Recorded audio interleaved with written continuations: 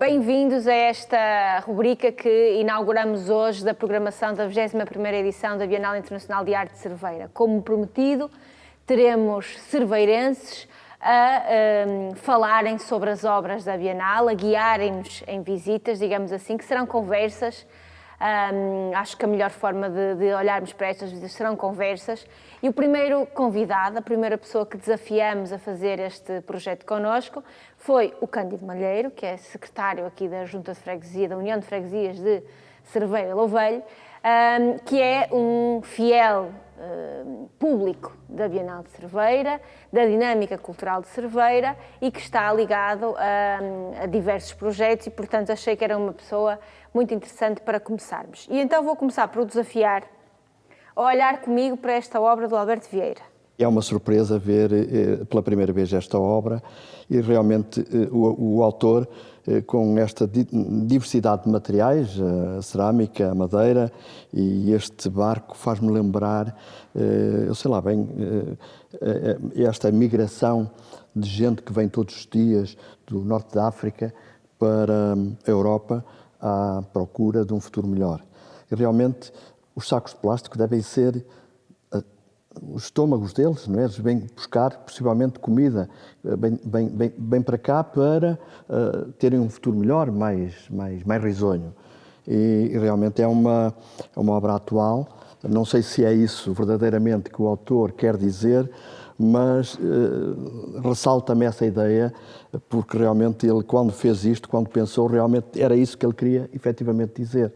E transmite de maneira expressiva essa ideia, essa imagem para quem visita esta obra de arte. E então agora vou convidá-lo a olhar para um outro trabalho, Inofensivo Convívio, entre dois homens que bebem vinho, jogam as cartas.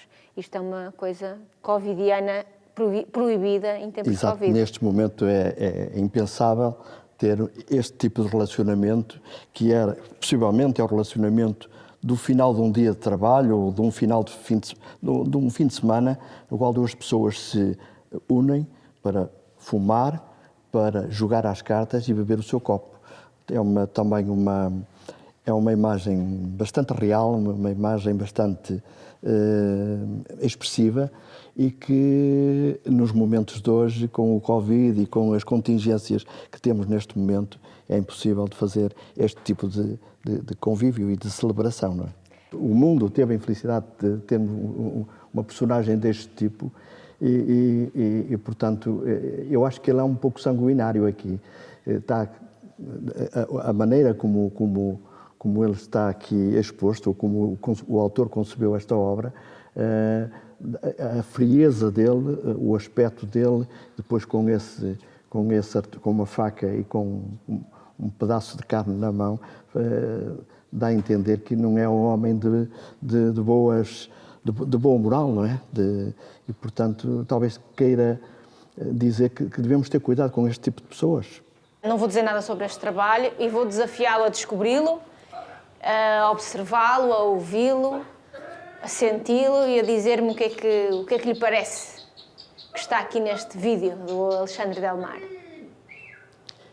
Este vídeo tem muito de rural, porque realmente é uma linguagem que o homem usa normalmente para o rebanho, para os animais, para todos os animais.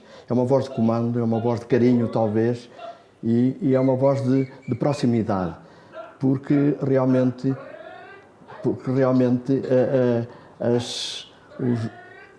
a linguagem que utiliza é uma linguagem que os animais entendem perfeitamente e que sabem o que têm que fazer, ou desviar-se ou aproximar-se. É um chamamento contínuo, constante. Vamos até ali ao nosso balcão para termos uma perspectiva geral do... Gosto do baloiço, olha. Gosta do baloiço? É uma obra bonita, de Pedro Figueiredo. É uma obra bonita. Consegue imaginar porque é que a pusemos aqui? O baloiço é uma coisa que dá prazer, dá... O baloiço tem dado muito que falar. Tem. Mas quando pusemos aqui o baloiço não sabíamos que havia outro que ia dar mais que falar. Pois, tem dado que falar porque realmente está à beira de uma obra. Então tem uma simbologia muito grande para Vila Nova de Cerveira Aliás, aquele espaço ali é conhecido pelo Monte do Cervo. Este ano fizemos uma brincadeira que foi criar com os nossos painéis amovíveis um 21 do 21ª Bienal. Daqui tem-se uma perspectiva de facto diferente de como o espaço ficou magnífico.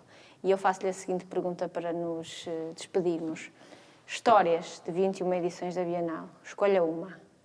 Além das performances que muitos de nós e a maioria do público não entendia o que ali se passava, depois é que começávamos a falar uns com os outros, então o que é que significa, o que é que não significa e tal. Lá ficávamos com a ideia. Mas havia aquele choque, como é que é dizer, aquele choque entre a população que era, portanto... Conservadora, não é? Conservadora e muitos analfabetos na altura, havia muito analfabetismo. Então ficavam muito chocados com determinadas coisas, com o nu, começou a aparecer o nu aqui, pessoas vestidas de uma maneira diferente e tudo isso causou assim um impacto. Eu até posso dizer que nem foi muito negativo, porque realmente as pessoas ainda se recordam desses tempos. Se for perguntar às pessoas que viveram esses acontecimentos, as pessoas hoje veem isso com uma certa saudade ainda, porque foram tempos diferentes, foram novidades que chegaram cá. E é bom quando chegam novidades. Abriu a mentalidade das pessoas. Exatamente, fica sempre algo de positivo, sempre. Por muito mal que seja, fica sempre algo de positivo. E ficou. Vamos lá ver se brevemente recuperamos esses momentos de convívio entre os artistas e a comunidade, se o Covid nos deixa. Este ano, infelizmente, pelo país nada houve, não é? E Cerveira teve a ousadia de fazer a Bienal e portanto, acho que devemos continuar. Muito bem, muito obrigada, Cândido, por esta conversa incrível.